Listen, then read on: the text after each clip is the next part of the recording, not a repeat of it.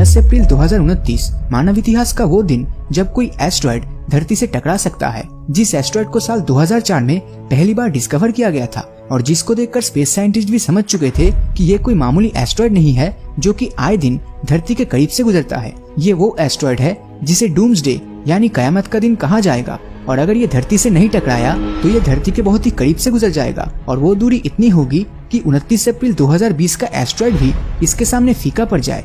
तो दोस्तों, आपके सामने हाजिर है अब तक का सबसे खतरनाक एस्ट्रॉयड, द एपोफिस।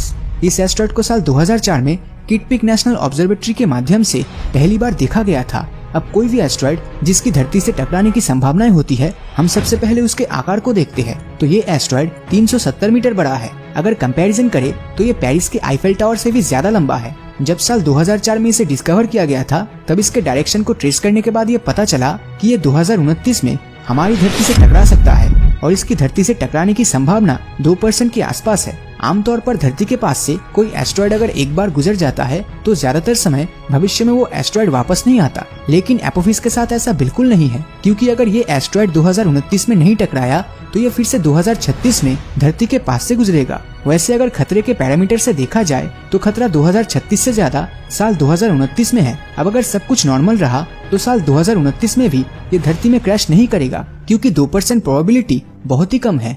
लेकिन ये धरती के बहुत ही पास से गुजरेगा, इसमें कोई शक नहीं है, बल्कि ये इतने करीब से गुजरेगा कि इसे देखने के लिए आपको किसी तरह के टेलीस्कोप की जरूरत नहीं होगी। आप इसे खुली आंखों से ही देख पाएंगे। सबसे पहले ये ऑस्ट्रेलिया के साउदर्न हेमिस्फीयर में दिखाई देगा, फिर ये इंडियन ओशन की तरफ आगे बढ़ेगा।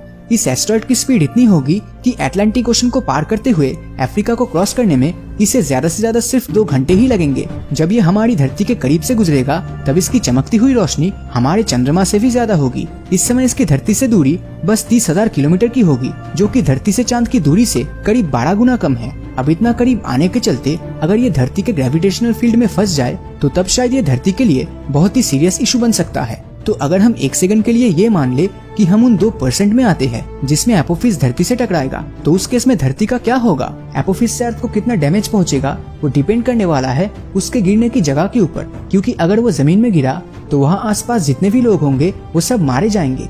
लेकिन अगर यही एस्ट्रॉयड बड़े बड़े शहरों के पास मौजूद समुद्र में गिरता है तो उन शहरों को महासुनामी का सामना करना पड़ेगा और इसी महासुनामी से वहाँ मौजूद लाखों लोगों की जाने जाएगी। लेकिन अगर हमारी किस्मत अच्छी रही और अगर ये एकदम बीच समुद्र के गहरे पानी में गिरा तो उस केस में हम बच जाएंगे, क्योंकि गहरे पानी में इसका शॉक वेव ज्यादा दूर तक नहीं फैलेगा।